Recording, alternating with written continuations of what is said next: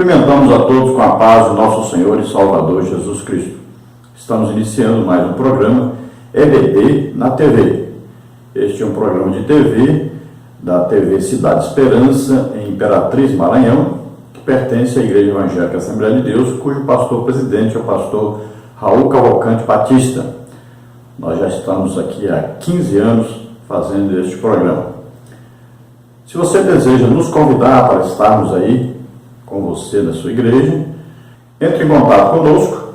Nosso telefone, o DDD 99 e o telefone 991520454. Eu moro em Imperatriz, Maranhão. E nosso e-mail é henriquelhas, aí henriquelhas@hotmail.com. Nós estamos estudando neste segundo trimestre de 2019 nas revistas da CPAD com o tema O Tabernáculo, símbolos da obra redentora de Cristo. E nós temos como comentarista da CPAD o pastor Eliamai Cabral. Hoje estaremos estudando a lição de número 6, que tem como título As Cortinas do Tabernáculo. Nosso texto áudio aí está em 1 Coríntios, capítulo 10, versículo 11, que diz assim: Ora, tudo isso lhes sobreveio como figuras e estão escritas para aviso nosso, para quem já são chegados os fins dos séculos. Então nós vamos estudar aqui as cortinas do tabernáculo como figuras de coisas que estavam se relacionando ao futuro. Então, quando foram colocadas as cortinas, as cores que foram usadas, o material, tudo isso com uma simbologia de coisas futuras, e tudo se cumpre em Jesus Cristo. A verdade prática diz assim: comparando as coisas simples do tabernáculo com as celestiais, aprendemos as verdades que nos levam ao crescimento espiritual. Então, nós vamos comparar coisas simples, como panos, os tecidos, as construções, coisas, vamos dizer assim, físicas. Nós vamos comparar com coisas espirituais e a gente vai aprender muita coisa que serve para o nosso dia a dia, para o nosso viver cristão, e ainda fala conosco de um futuro, quando estaremos para sempre com o Senhor. A leitura bíblica em classe está em Êxodo, capítulo 26, de 1 a 14, que diz assim: E o tabernáculo farás de 10 cortinas de linho fino torcido, e pano azul, e púrpura, e carmesim, com querubins as farás de obra esmerada. O comprimento de uma cortina será de 28 côvados, e a largura de uma cortina de 4 côvados. Todas estas cortinas serão de uma medida. 5 cortinas se enlaçarão uma a outra, e as outras 5 cortinas se enlaçarão uma com a outra. Farás laçadas de pano azul na ponta de uma cortina, na extremidade, na juntura. Assim também farás na ponta da extremidade da outra cortina, na segunda juntura. 50 laçadas farás numa cortina, e outras 50 laçadas farás na extremidade da cortina, que está na segunda juntura. As laçadas estarão travadas uma com a outra. Farás também 50 colchetes de ouro, e ajuntarás com estes colchetes as cortinas uma com a outra, e será um tabernáculo. Farás também cortinas de peles de cabras por tenda sobre o tabernáculo, de 11 cortinas a farás. O comprimento de uma cortina será de 30 côvados, e a largura da mesma cortina de 4 côvados. Estas 11 cortinas serão de uma medida, e ajuntarás 5 destas cortinas por si, e as outras 6 cortinas também por si, e dobrará a 6ª cortina diante da tenda. E farás 50 laçadas na borda de uma cortina, na extremidade e na juntura, e outras 50 laçadas na borda de outra cortina, na segunda juntura. Farás também 50 colchetes de cobre, e meterás os colchetes nas laçadas, e assim ajuntarás a tenda para que seja uma. E o resto que sobejar das cortinas da tenda, a metade da cortina que sobejar, penderá sobre as costas do tabernáculo.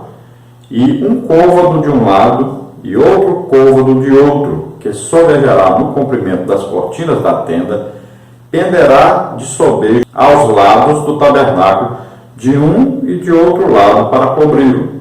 Farás também à tenda uma cobertura de peles de carneiro, tintas de vermelho, e outra coberta de peles de texugo em cima.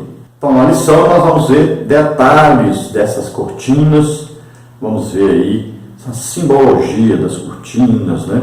Vamos ver a simbologia aí das cores utilizadas, do tipo de material utilizado. Tudo isso nós vamos ver nessa lição mais detalhadamente. É importante você saber uma coisa: quando se fala tenda da congregação, pode significar tanto o tabernáculo inteiro, como aí o santuário, que a gente fala santuário, a parte coberta. Mas a própria palavra santuário também é usada para falar sobre o tabernáculo todo e é usada também para falar sobre só a parte coberta. Lembrando que essa parte coberta, ela tinha duas partes, o lugar santo e o lugar santo dos santos. Então nós vamos falar da cobertura aí, da porta, mas nós não vamos falar da mobília lá dentro. Nós sabemos que ao entrar o sacerdote via ali do lado direito a mesa dos pães da proposição, do lado esquerdo ele via o candelabro, depois na frente dele ele via o altar de incenso, aí tinha outra cortina, outro véu, né? Tinha o primeiro véu para entrar nessa parte, lugar santo, e tinha outro véu para entrar no outro lugar chamado Santo dos Santos. Lá dentro tinha a Arca da Aliança. Dentro da arca tinha ali três coisas: as tábuas da lei, tinha vaso contendo maná e tinha a vara de Arão que floresceu. Já no templo era diferente. Por exemplo, as medidas, né, do altar de holocausto eram outras, era bem maior, tinha 9,5 metros. Já as pias, não era uma pia só mais para lavar, mas eram 10 pias. Então tudo era diferente, era mais alto, mais espaçoso, tudo era diferente ali. Então não vá confundir aí, né, as medidas, né, e o acesso das pessoas, não vá confundir com o tabernáculo. Lembrando também que quando Samuel assumiu o sacerdócio, ali estava havendo o quê? Uma mudança de sacerdócio. Antes era só quem era descendente de Arão podia ser sumo sacerdote. Quando Samuel assume, está quebrando isso. No tempo de Jesus, por exemplo, não se cumpria do jeito que está escrito. Ao mesmo tempo, haviam dois sumos sacerdotes, o Anás e Caifás. Isso é absurdo, a Bíblia não ensina isso, só podia ter um. Também Caifás não podia ser sumo sacerdote, porque ele não era descendente de Arão. Ele era casado com a filha de Anás, mas ele não era descendente direto de Arão.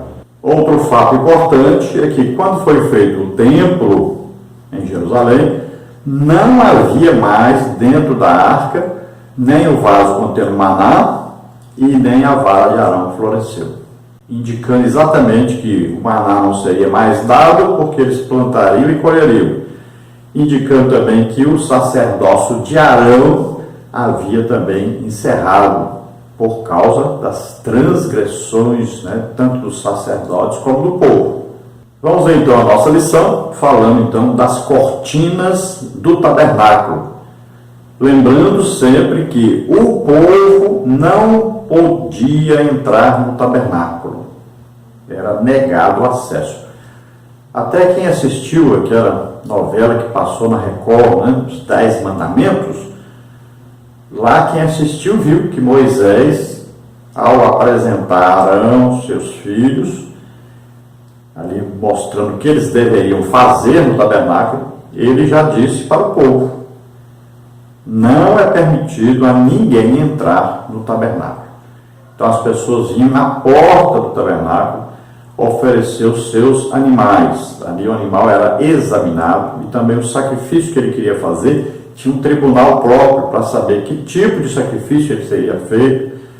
Então examinava-se o animal que ia ser oferecido. Tudo isso era feito ali, antes de entrar no tabernáculo o sacerdote.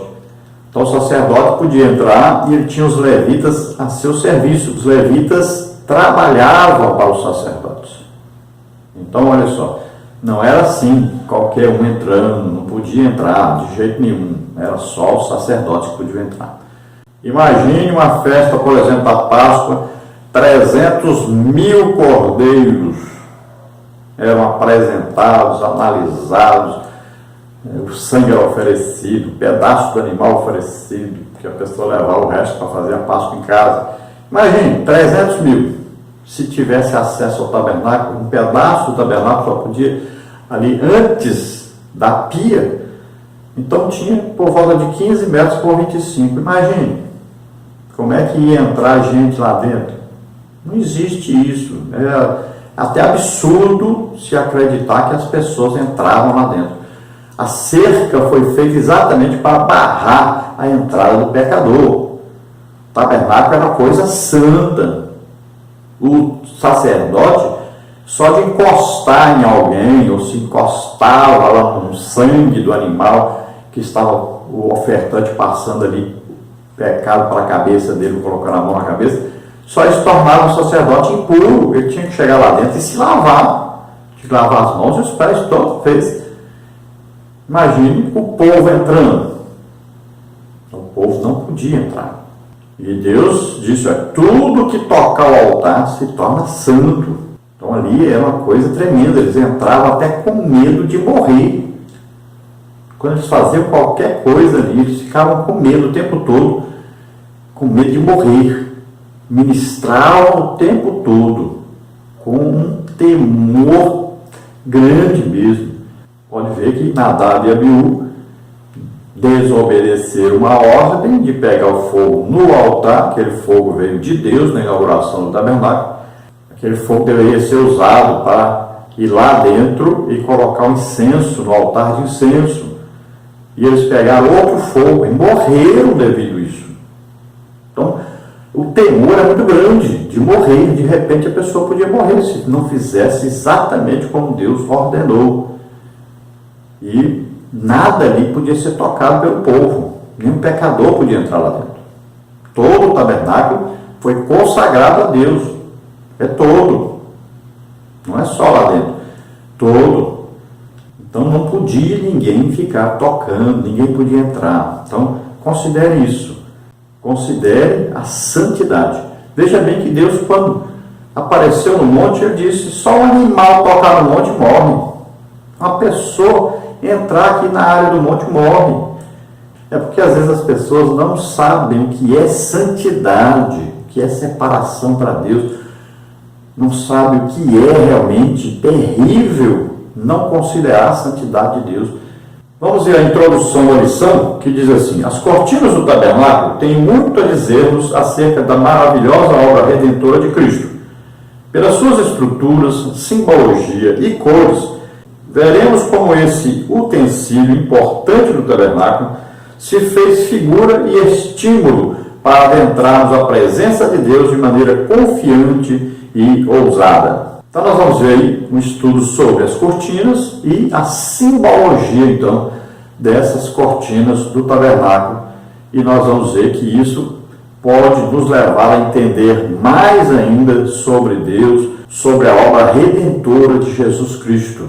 Então nós vamos ver que até as cores utilizadas ali simbolizam, então, a salvação em Cristo. Tudo está relacionado aí com os evangelhos, com a salvação, com a obra de Jesus. Tudo isso está relacionado aí às cortinas do tabernáculo. Nesta lição nós teremos os seguintes tópicos e subtópicos. No tópico 1, as cobertas e as cortinas do tabernáculo. Subtópico 1, a coberta exterior. Subtópico 2, as cortinas internas. No tópico 2, nós teremos aí, então, o cortinado do pátio do tabernáculo. Subtópico 1, a simbologia descritiva das cortinas do tabernáculo. Subtópico 2, o significado de separação. Subtópico 3, o significado de santidade. No tópico 3, nós teremos aí as cores das cortinas do tabernáculo. Subtópico 1, o significado especial das cores. Subtópico 2, a cor azul celeste. Subtópico 3, a cor púrpura. Subtópico 4, a cor escarlate, ou carmesim.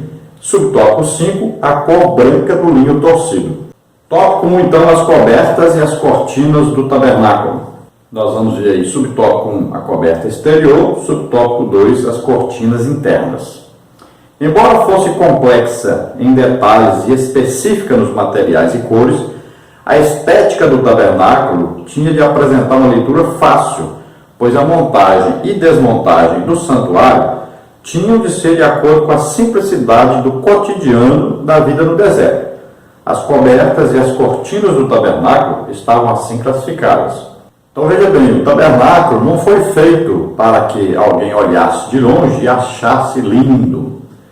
Então não era assim. Era a simplicidade de Deus e isso simbolizava Jesus. Jesus não tinha aparência nem formosura para que os homens o desejassem. Era como qualquer outro judeu. Tanto é que Zaqueu subiu na árvore e se Jesus não para e fala com ele, passava e nem sabia quem era Jesus.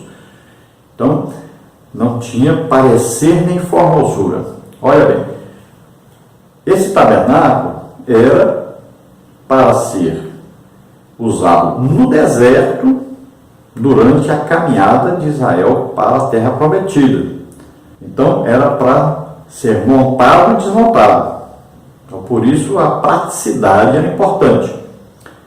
Também temos que ver que o material usado era um material para aguentar as intempéries do deserto, que à noite era muito frio e durante o dia muito quente.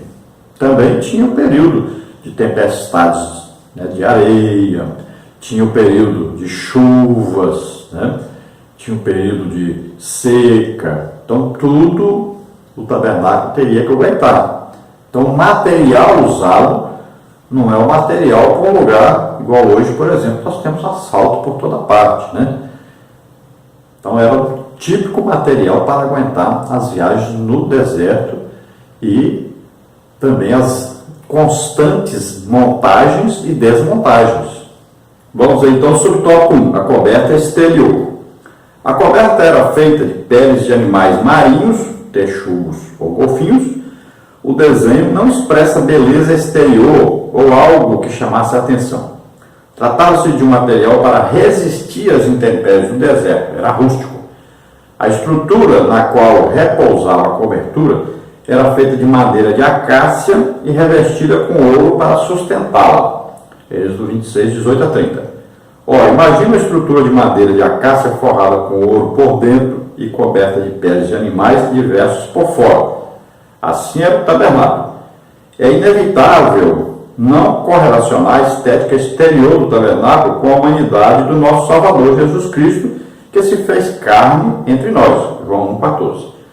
A profecia de Isaías acerca da humanidade de Jesus é vívida, porque foi subindo como renovo perante ele, como raiz de uma terra seca, não tinha parecer nem formosura, e olhando nós para ele, nenhuma beleza víamos para que o desejássemos. Isaías 53, 2. Então vejam o contraste aí. Se você olhar ali os postes, né, a madeira, tudo que for usado, lá dentro você vai ver tudo de ouro, era madeira recoberta com ouro. Então, uma coisa maravilhosa, linda. A primeira cortina, ela tinha querubins. Então, quem olhava dentro era coisa maravilhosa, era lindo. Mas quem olhava ao lado de fora, aí não via beleza nenhuma. Exatamente como Jesus. Então, quem olhava via homem, humanidade. Mas dentro, o Espírito Santo residia. Então, olha só. Exteriormente, nenhuma beleza, nenhuma formosura. E dentro, Deus mesmo. Pode ver que o material lá fora era usado cobre, que era o material significando a humanidade. quando chega lá dentro, o ouro significa a divindade. Olha lá fora Jesus morreu como homem. Agora aqui dentro, né, na parte coberta, então nós vamos ver ali todo o significado das peças, das mobílias, tudo representando Jesus, mas agora como Deus. Então é diferente. E lá dentro do Santo dos Santos, a presença de Deus. Então, olha só, por isso que o material lá dentro era ouro. Então, tudo tem o seu significado. Então é importante entendermos que olhando esteticamente, olhando por fora, vendo a aparência, você olhava e não via nada assim lindo, nada demais, né? Até alguém poderia olhar e falar assim, seu Deus mora numa cabana dessa. Poderia até os inimigos ridicularizarem quando viam, né, aquele prédio ali de peles. Poderiam ser construções maravilhosas como havia no Egito, construções como havia na Babilônia, né? Mas não, era uma coisa bem simples. Quem olhava, claro, por fora. Como lá dentro ninguém podia entrar, ninguém ia ver a beleza que existia, que não havia nenhuma outra beleza igual em lugar nenhum do mundo. Assim também todo crente, quem olha por fora, não vai ver a beleza que existe dentro. Dentro de nós mora o Espírito Santo. Deus mesmo mora dentro de nós. Subtópico 2, as cortinas internas. Por baixo da coberta exterior havia uma coberta de peles de carneiro tingidas de vermelho, como está no versículo 14. Por debaixo das peles de carneiro havia outras cortinas feitas de peles de cabras brancas, sem ser tingidas, 26, 7 a 13. Por último, havia uma quarta cortina que podia ser vista somente do lado de dentro do tabernáculo. Era uma cortina feita de linho branco e fino com bordados das figuras de querubins, 26, de 1 a 6. Suas cores eram púrpura, escarlate e azul. A visão dessa cortina lembrava o céu de glória, João 14, de 1 a 3. Toda essa imagem nos aponta alguns símbolos importantíssimos. A coberta tingida de vermelho aponta para Cristo e seu sacrifício na cruz, pois o vermelho é o símbolo do sangue de Cristo para a remissão dos pecados. As cortinas feitas de peles de cabras brancas, sem serem tingidas, revelam a ideia de pureza e justiça de nosso Salvador, 2 Coríntios 5, 21, Filipenses 3, 9. A última cortina revela a natureza dos seres angelicais que servem junto ao trono de Deus. Assim, o tabernáculo tipificava a morada de Deus e as características redentoras e salvíficas expressas na obra expiatória de Jesus Cristo. Salmos 32, 1 e 2, Romanos 4, 6 a 8. Então, tinha uma cobertura ali exterior de peles de texugos, que não era bonita de se ver de longe.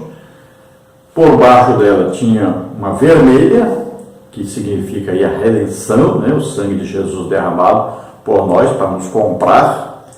Então, por baixo da cortina vermelha tinha a cortina branca, sem tinta nela. Então, representa aí a santidade, a pureza de Jesus. O cordeiro era próprio para o sacrifício, estava limpo, não tinha pecado. Por baixo dessa cortina branca, então, tinha ainda a outra cortina, que era a cor azul. Aí já era uma cortina representando o céu, representando a presença de Deus, então, a morada de Deus no céu. E essa cortina, ela, na verdade, ela possuía 4 cores. Além do azul, ela tinha o branco, né? Também tinha púrpura e tinha vermelho. E com os querubins desenhados ali. Olha só, é uma coisa muito linda, maravilhosa. Então, representando ali cada cor, Jesus Cristo. Sempre o branco, santidade, pureza. Vamos ver escarlate aí, que era uma cor roxa, né, violeta, representando a realeza. Vamos ver o vermelho sempre representando o sangue de Jesus, a remissão do pecado. Os querubins representando a presença de Deus. Então, tinha o querubim no fogo e os lados do tabernáculo, e também no véu que separava o lugar santo do lugar santo dos santos. E essas cores aí, escarlate, vermelho, o branco, o azul, representam também o que? Os evangelhos, né? Nós vimos aí falando sobre as 4 faces, né? Cada face representando o evangelho. Então nós vimos aí o evangelho de Mateus falando de Jesus como rei. Vimos o evangelho de Marcos falando de Jesus como servo. Vimos o evangelho de Lucas falando de Jesus como homem. E vimos o evangelho de João falando de Jesus como Deus. Então o evangelho de Mateus representado pela cara de um leão, né, a face de um leão. Vimos o evangelho de Marcos representado aí pela face de um boi. Vimos o evangelho de Lucas representado pela face de um homem. E vimos o evangelho de João representado pela face de uma águia. Então você olhando todo o tabernáculo, você vai ver que haviam 3 cortinados, 3 portas. A porta de entrada no tabernáculo geral, que tinha a parte descoberta e a coberta. Depois, para entrar na parte coberta, tinha outra porta, uma cortina de cores, né? E para entrar no Santo dos Santos, tinha outra cortina ou véu. Então, primeiro véu, primeira porta, segundo véu, segunda porta, terceiro véu, terceira porta. Sempre indicando que existe um caminho para se chegar a Deus. E o caminho é percorrido em santificação. Primeira coisa, o pecado tem que ser retirado, que é a principal barreira entre o homem e Deus. Depois tinha que haver o quê? Uma purificação diária, um lavar contínuo, né, da regeneração. Olha, ao aceitarmos Jesus, fomos gerados de novo. Depois, no dia a dia, nós temos que ser regenerados, que é o processo de limpeza na pia. Depois, nós vamos adentrar ao lugar santo. Aí vamos experimentar, né, da palavra de Deus como alimento, vamos experimentar da unção do Espírito Santo, vamos experimentar aí da oração de intimidade com Deus, de intercessão, e chegaremos que a presença de Deus. Então existe um caminho a ser percorrido e o tabernáculo indica esse caminho para nós cultuarmos a Deus. Como vamos fazer o nosso culto? Então nós vamos aprendendo com o caminhar pelo tabernáculo. Lembrando que lá eles não podiam ter acesso porque eles escolheram Moisés como intercessor. E os sacerdotes foram escolhidos para exercer essa mediação. Eles que faziam os sacrifícios. Agora, nós é diferente. Jesus morreu por nós, o véu do templo foi rasgado de alto a baixo, foi aberto o acesso a Deus através de Jesus. Então, nós podemos entrar na presença de Deus, porque Jesus levou o nosso pecado sobre ele. Não é mérito nosso, nós não fizemos nada para que isso acontecesse. Ele que veio a nós, ele que se ofereceu, ele que morreu por nós. Tudo foi Jesus que fez. Não existe mérito nosso na nossa salvação. Então, tudo Jesus fez. Por isso que é pela graça que somos salvos. A graça de Deus se manifestou trazendo salvação. Quem é a graça de Deus? Jesus. Então, tudo foi ele que fez para nós sermos salvos. Nós só precisamos acreditar nisso, ter fé nisso. Por isso que precisa da fé. O que adianta fazer tudo, mas a pessoa não acreditar? Então, Jesus fez tudo para nós sermos salvos. Mas quem não acreditar nisso, não tem como ser salvo. Então, é preciso crer nisso. Então, fazer nada para ser salvo, mas acreditar no que Jesus já fez. Isso é necessário. Tópico 2, o cortinado do pátio do tabernáculo. Subtópico 1, a simbologia descritiva das cortinas do tabernáculo. Subtópico 2, o significado de separação. Subtópico 3, o significado de santidade. Subtópico 1, então, a simbologia descritiva das cortinas do tabernáculo. Descrever a importância das cortinas do tabernáculo e não considerar seu valor espiritual e tipológico significa ignorar o propósito integral do texto narrativo acerca do santuário. Ora, a precisão dos detalhes de cada peça e material usados para construir o tabernáculo servia de ensino das verdades acerca das coisas espirituais. Por isso, a madeira, metais, tecidos e tintas especiais usadas no pátio do santuário remontam a uma tipologia singular com relação à pessoa e obra de Jesus, o Senhor e Redentor nosso. Então veja só, se Deus ordenou que fosse escrito todos esses detalhes sobre cada material utilizado, né? Aí, ó, vamos ver aí o cobre, a prata, o ouro, vamos ver aí as cores, né, de cada tecido, linho fino.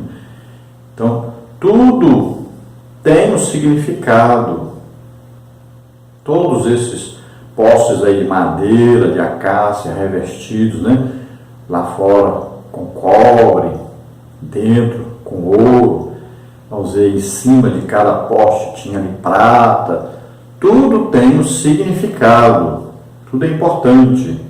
Cada mobília aí, o altar de holocausto, a pia, mesa dos pães da proposição, candelabro, altar de incenso, a arca da aliança, tampa do propiciatório. Então, cada detalhe, cada mobília, cada cor, tudo tem um significado importante para nós. Tudo vem para nos indicar a obra que Jesus fez por nós, a nossa salvação. Subtópico 2, o significado de separação. O ambiente entre a cerca e o tabernáculo era o pátio. Havia um cortinado branco de linho fino torcido que tinha por objetivo fazer a separação dos pecadores. Para adentrar ao pátio, o pecador deveria levar sua oferta pelo pecado. Assim, as cortinas traziam separação entre o santo e o profano, que nós não concordamos com essa parte aqui desse texto. O pecador não entrava lá dentro. Nesse sentido, a imagem do cortinado de linho torcido simboliza a pureza de Deus no mundo de impurezas. É o símbolo da santidade e pureza de Jesus, pois como homem, nosso Senhor não teve mácula, conforme ele mesmo indagou dos seus opositores. Quem dentre vós me convence de pecado? João 8,46. Aqui uma distinção importante que deve ser feita com relação à antiga aliança. Na nova aliança, a Igreja de Cristo não se fecha dentro de uma cerca, mas está pronta para receber qualquer tipo de pecador, uma vez arrependido, que confessa o senhorio de Jesus Cristo em sua vida. Então, como já dissemos várias vezes, esse ambiente aí, o pátio, que é o lugar descoberto do tabernáculo, ali onde era feito o sacrifício no altar de holocausto, e tinha pia para lavar as mãos e os pés do sacerdote, só quem entrava lá dentro eram os sacerdotes auxiliados pelos levitas. Não poderiam entrar lá nenhuma das pessoas do povo. Então veja só, tabernáculo é só para levitas. Até para carregar qualquer coisa do tabernáculo tinha que ser levita. Ninguém podia botar a mão, ninguém podia encostar no tabernáculo. Era proibido, qualquer pecador é proibido. O tabernáculo foi consagrado a Deus. No primeiro dia da inauguração, tudo foi consagrado a Deus, tudo era santo. Ninguém podia entrar lá dentro, ninguém podia tocar em nada. Então lá fora é que o pecador oferecia o seu animal, né, sua oferta. Lá que era tudo examinado, tudo que era orientado, o que tinha que fazer, o que não tinha, e apresentado a oferta. O sacerdote entrava depois com a oferta lá dentro. E até o sacerdote entrava com medo de morrer. Se ele esquecesse de lavar a mão, por exemplo, morria. É coisa seríssima, coisa de santidade que nós estamos falando. Então o povo não podia entrar lá dentro. Então era separado, olha só, a cerca do tabernáculo, em volta do tabernáculo, era para indicar a separação entre Deus e o povo. Pecado separado. Então, olha só, aquelas pessoas, não quer dizer que elas iam lá oferecer o sacrifício e saíam dali perdoadas. Tanto é que você, lendo o livro de Jeremias, Deus vai dizer: eu pedi para vocês algum sacrifício? Durante o tempo que vocês me ofereceram animais lá, por acaso vocês estavam realmente arrependidos dos seus pecados? Então não havia, na verdade, nenhum pecador ali que estava sendo perdoado. Estavam oferecendo um sacrifício, fazendo ali, o sacerdote fazendo o que Deus mandou, mas era aquilo que Deus exigiu para os sacerdotes fazerem. Mas Deus não prometeu ao povo que eles fazendo isso seriam justificados. Veja bem, tem que entender isso. Não adiantava nada oferecer sacrifício e não obedecer à lei. E como eles nunca conseguiram obedecer à lei, e a lei é impossível de ser obedecida totalmente, então eles nunca foram justificados. É simples entender isso. Agora nós é completamente diferente. Jesus é quem fez o sacrifício perfeito e nós estamos em Cristo, por isso somos aceitos. Por isso podemos entrar na presença de Deus. Não pelos nossos méritos, não por causa de algum sacrifício que tenhamos feito. Por isso que está escrito na Bíblia, não é pelas obras, para que ninguém se glorie. Então nós somos salvos pela graça de Deus. Jesus Cristo morrendo em nosso lugar, ressuscitando, estando hoje à direita de Deus, onde intercede por nós, à direita do Pai. Então isso é o significado de separação, de santificação, de santidade.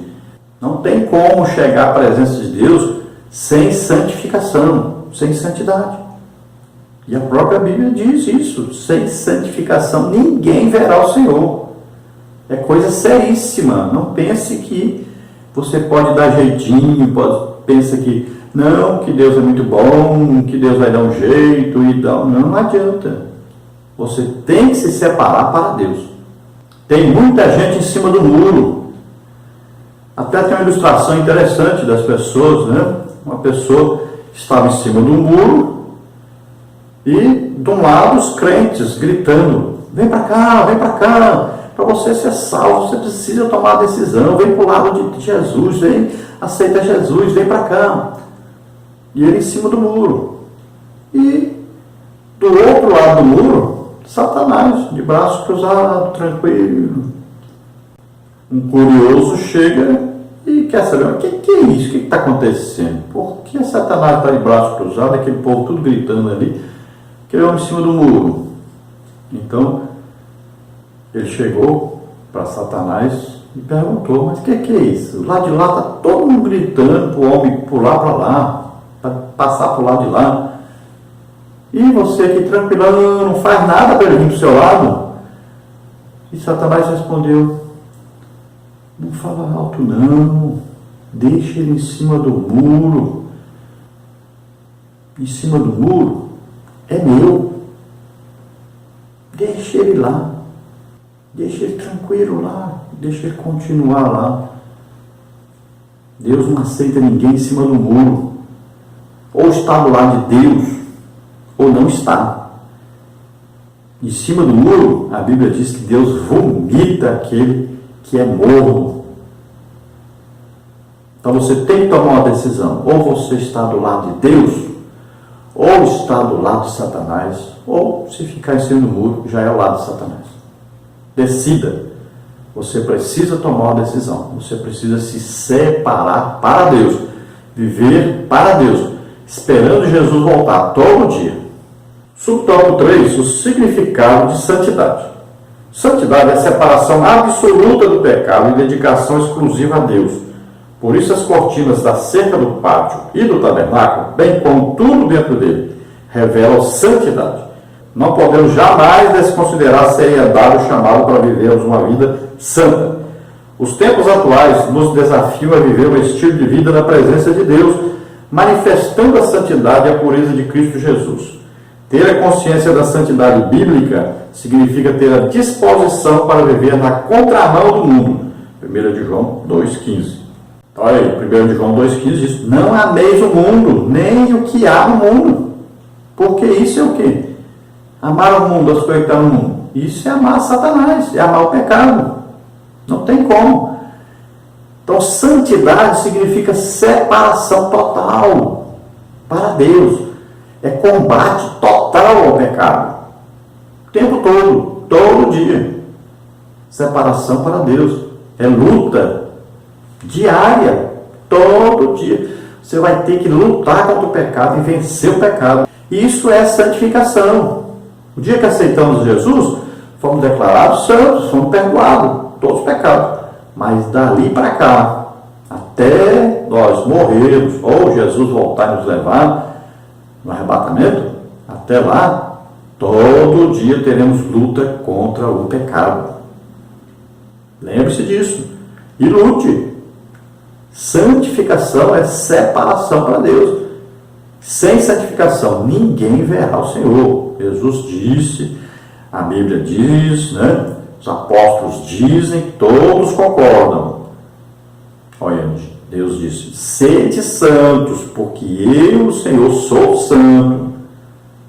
Então, tome cuidado. Tem que haver a santificação. Então, não pense que o pecador entrava no tabernáculo. De jeito nenhum. Tudo lá dentro era santo, consagrado a Deus. Ninguém podia nem tocar nas coisas.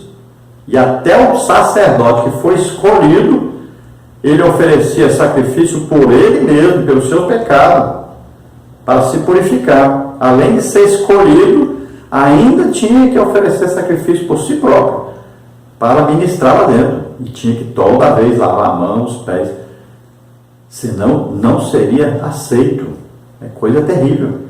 E para entrar no Santo dos Santos, só o sumo sacerdote, um dia por ano só, depois de purificar o tabernáculo, depois de purificar-se a si mesmo e os seus descendentes, né, todos teriam que ser ali purificados, depois é que ele podia entrar, e só ele podia entrar. Olha só, era uma coisa tremenda. Não pense que era de qualquer maneira, não pense que podia inventar, fazer do jeitinho que ele queria fazer, ou com preguiça. Não pense nisso não. Era coisa seríssima. Se fizesse alguma coisa que não agradava a Deus, que não tinha ordenado, que Deus não tivesse ordenado, morria. Pode ter certeza, eles faziam isso todo o tempo, com medo de morrer. Tópico 3, as cores das cortinas do tabernáculo. Nós temos aí o subtópico 1, o significado especial das cores. Subtópico 2, a cor azul celeste. Subtópico 3, a cor púrpura. Subtópico 4, a cor escarlate, carmesim. E subtópico 5, a cor branca do linho torcido. Subtópico 1, o significado especial das cores. As cores usadas na estrutura do tabernáculo tinham um significado especial. Por meio delas, o povo de Israel perceberia o símbolo da manifestação da glória de Deus nos sacrifícios que fossem apresentados. Havia uma ordem em que as cores eram mencionadas: azul, púrpura, carmesim e branco. Essas cores estavam na porta da entrada que dava acesso ao lugar sagrado, onde, por meio do ministério do sacerdote, o pecador encontrava-se com Deus. Assim, toda vez que alguém entrava por essa porta, deparava-se com a simbologia das cores. Para nós, os discípulos de Cristo, essas cores apontavam para a obra de Cristo, que envolve a remissão do passado, do presente e do futuro. É a obra completa da salvação. Então, as cores azul, púrpura, depois o vermelho e depois o branco. Então, essas cores estavam na porta de entrada do pátio do tabernáculo, para entrar no tabernáculo, e depois estava também na porta de entrada no lugar santo, na parte coberta, sempre indicando que para entrar só quem Deus autorizava. E aqui no texto, já entra de novo naquela, né, de falar que o pecador entrava e via. Não, o pecador não entrava lá dentro. Quem entrava, e no próprio aqui, comentário já disse, né, que o sacerdote representava o pecador. Então o sacerdote é que ia apresentar o sacrifício. Na verdade, ele nem representava o pecador, porque o animal que morria é que representava o pecador, levava os pecados sobre ele. O pecador botava a mão na cabeça dele e passava os pecados para ele. Né? O sacerdote era o que? O mediador. Então ele ia apresentar o sacrifício a Deus no lugar do pecador. Porque se o pecador entrasse, ele morria.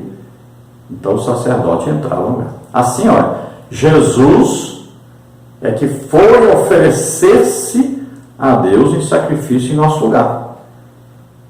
Então, se nós morrêssemos na cruz, não adiantava nada, nós não seríamos salvos por causa disso. Então, era Jesus é que foi morrer em nosso lugar. É a obra vicária, substituta. Né? Então, Jesus é que levou. Jesus é que deu a vida por nós. Então, vamos ver aí essas 4 cores, o que representam na obra que Jesus fez para nos salvar. Queremos lembrar a você que todas as figuras ilustrativas nesses slides que a gente apresenta aqui estão no nosso blog. Você vê aí o endereço, sempre você entra lá no blog da EBD na TV. E lá estão todas as figuras ilustrativas que nós usamos. Nós colocamos lá o nome slides, né, da lição, e cada lição tem o seu. Então é só você entrar lá e pegar, é tudo gratuito. Também temos a lição escrita. Nós não fazemos só a lição em vídeo, fazemos a lição escrita, onde tem muito mais coisa, muito mais detalhe, inclusive comentários, tanto nosso como de outros autores, até de outros autores que nem são de nossa denominação, alguns livros, né? A gente coloca para ilustrar mais, para você aprender mais ainda. Então, sempre nós fazemos alguma correção, algum comentário que está errado, ou levando para algum tipo de doutrina errônea. Então, a gente corrige. Mas, então, existem os estudos escritos que você pode acessar também. Quem participa lá dos grupos, que nós estamos terminando os grupos, estamos fazendo só listas de envios, né, dos estudos semanais. Então, lá você pode pegar todos os estudos que nós fazemos durante a semana. Também nós colocamos lá o PowerPoint, né, já prontinho para você passar aí num projetor, por exemplo, né, que a gente fala Data Show. Você pode colocar direto lá. E a gente passa PDF da lição, passa PowerPoint e passa também os vídeos toda semana lá, para todos poderem aí ter acesso. Nós estamos agora pedindo, né, aos irmãos uma ajuda, porque nós estamos há mais de 3 anos desempregados e estamos precisando de ajuda financeira dos irmãos. Então aí sempre nós colocamos embaixo aí a nossa conta. Nós temos a conta do Banco Bradesco, Banco Brasil, temos também na Caixa Econômica. Para você enviar R$10 só, você envia para nós R$10 para nos ajudar, para nós mantermos esse trabalho. Então vamos continuar vendo o tópico 3, as cores das cortinas do tabernáculo. Subtópico 2 agora, a cor azul celeste, Êxodo 27:16.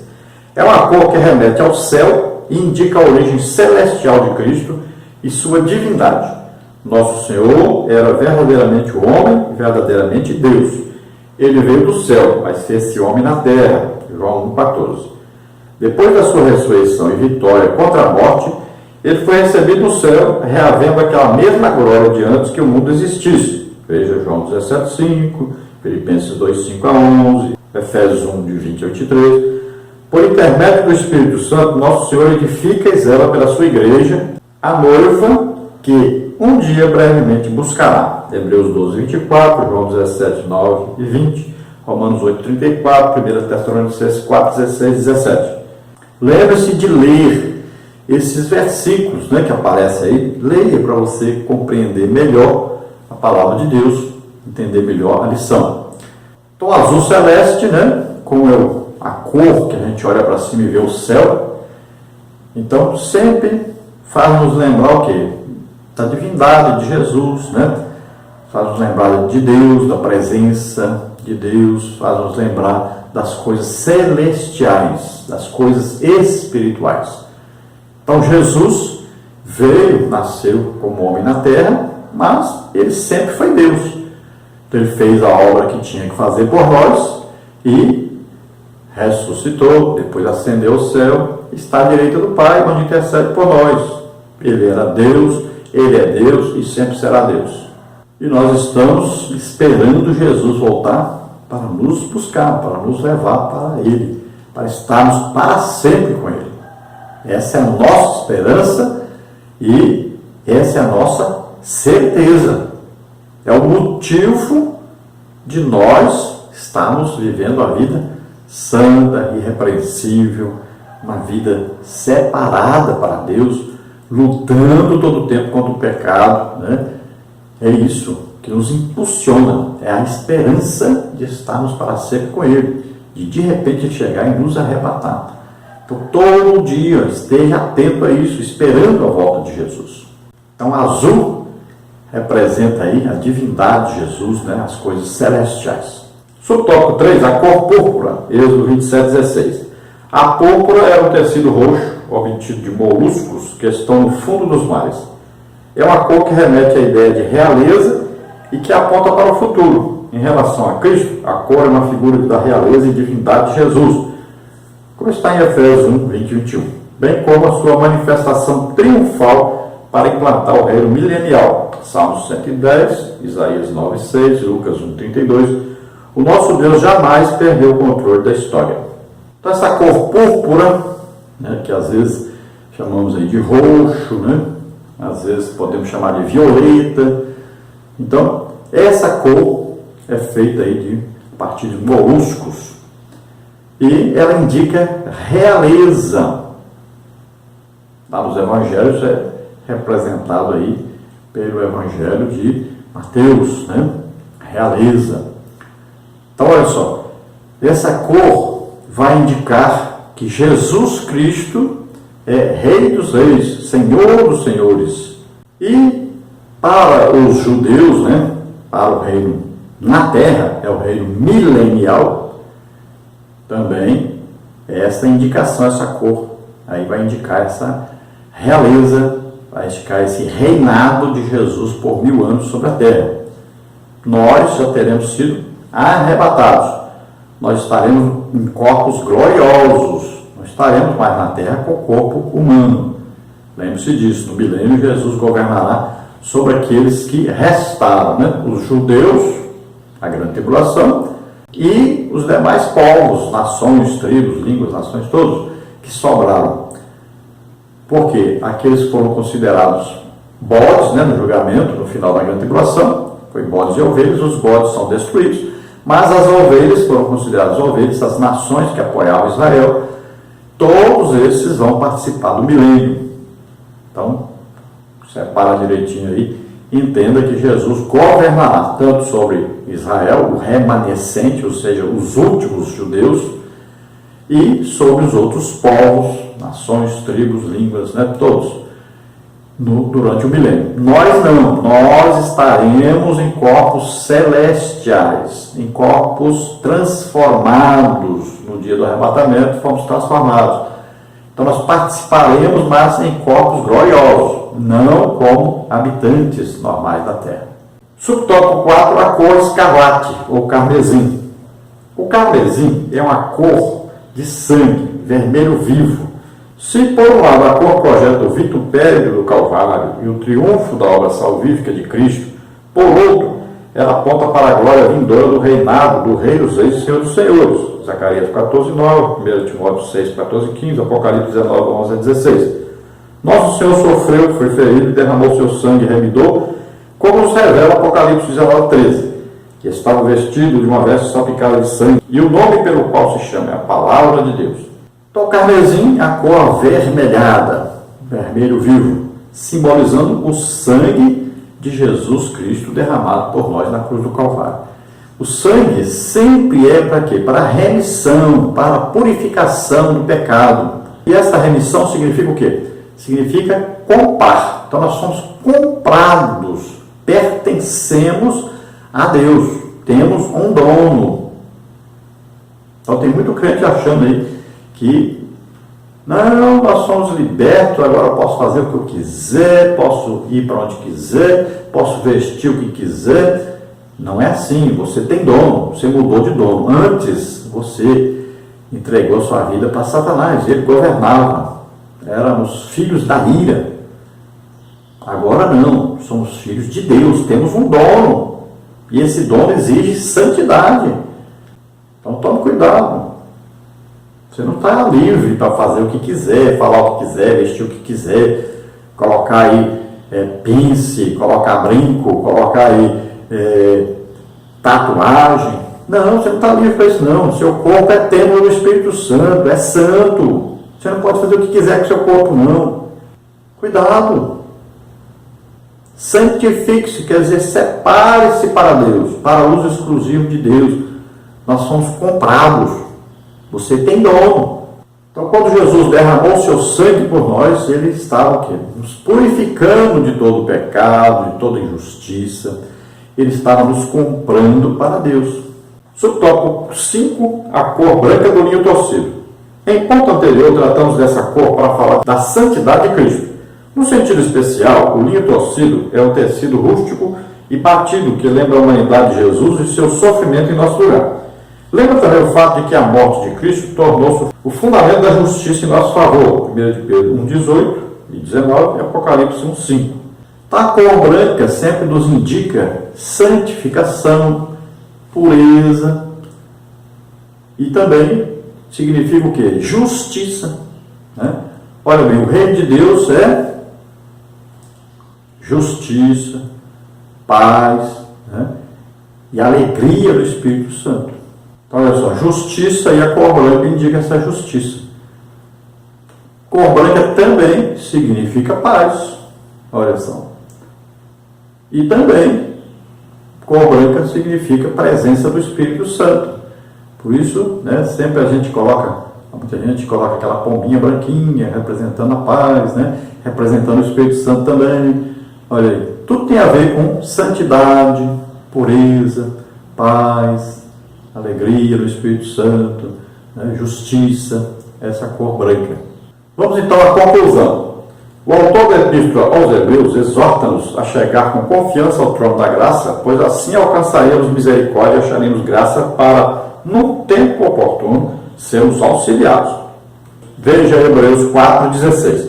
Jesus, o sumo sacerdote perfeito, deu-nos esse privilégio para desfrutarmos da presença santa de Deus mediante a fé.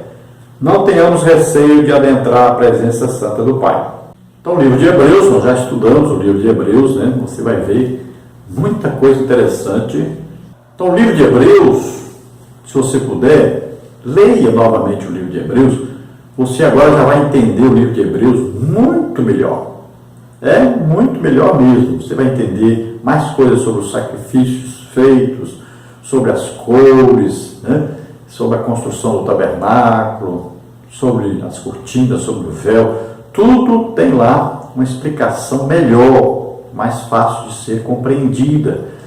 E nós vamos ver a diferença entre aqueles que serviam ao tabernáculo e nós, né, que servimos a Deus e somos o quê? Nascidos de novo. Agora temos o Espírito Santo morando em nós. Nós agora que somos o tabernáculo de Deus na terra. Então você vai ver que coisa maravilhosa, você vai entender bem melhor a partir do estudo. Nós já estudamos o livro de Levítico, estamos estudando agora o livro de Êxodo, né? E aí estudando o tabernáculo, e você lendo Hebreus agora, você vai entender bem melhor o livro de Hebreus, e você vai entender bem melhor sobre o que é santificação, sobre o nosso livre acesso a Deus. Então você vai entender que Jesus abriu o caminho para nós. Nós temos livre acesso agora ao Pai. Podemos falar diretamente com Deus. E Ele vai nos ouvir, porque nós estamos em Cristo. Não é porque nós merecemos, mas porque nós estamos em Cristo. Vamos orar agora. Se você deseja aceitar Jesus como Senhor e Salvador, não é só como Salvador, porque Salvador é fácil, né? Todo mundo pergunta aí, você acredita que Jesus morreu por você para salvar? Acredito. Mas não é só como Salvador, mas tem que aceitá-lo como Senhor. Então ele é dono, é proprietário, né? E nós temos que obedecê-lo e temos que viver uma vida santa e irrepreensível para estarmos com ele. Estarmos prontos para o dia que ele vier nos buscar. Então aceitar Jesus como Salvador, mas também como Senhor. Então se você deseja, vamos orar agora. Se você está doente, está enfermo, vamos orar para que você seja curado agora.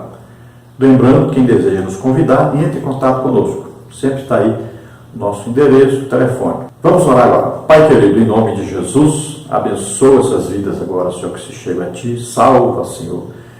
Oh, regrada do strength, for a graça, conceder te das, Pai. Ah, Senhor, concede a eles, Senhor, perdão dos pecados. Ajuda-os a entender a Tua graça maravilhosa, Jesus vindo, morrendo em nosso lugar, levando sobre ele todos os nossos pecados, doença, enfermidade, maldição. Ajuda-os agora, Senhor, a entender. Ajuda-os, Senhor, agora a se arrependerem dos seus pecados e aceitarem a Jesus Cristo como Salvador e Senhor de suas vidas. Em nome de Jesus. Todos aqueles que estão doentes, enfermos agora, em nome de Jesus, toca, Senhor, deles agora. Solta essas vidas, toda doença, toda enfermidade. Vai saindo agora, vai soltando em nome de Jesus. Todos os nódulos, caroços, solte agora em nome de Jesus. Solta. Em nome de Jesus. Todas as dores agora cessem em nome de Jesus. Solta. Glória a Deus. Aleluia. Lembre-se aí, se você deseja nos convidar para estarmos aí, nos convide, entre em contato conosco. Então, nosso telefone é TIM, tem o WhatsApp também, esse telefone, 99-DDD, então telefone 991520454. E o e-mail henriquelhas@hotmail.com. E você pode também nos ajudar aí, mandando só R$10 para nos ajudar. Aí está 3 contas, a conta do Banco Bradesco, Brasil, Caixa Econômica. Entre em contato conosco e também nos ajude. Deus abençoe a todos, a paz do Senhor.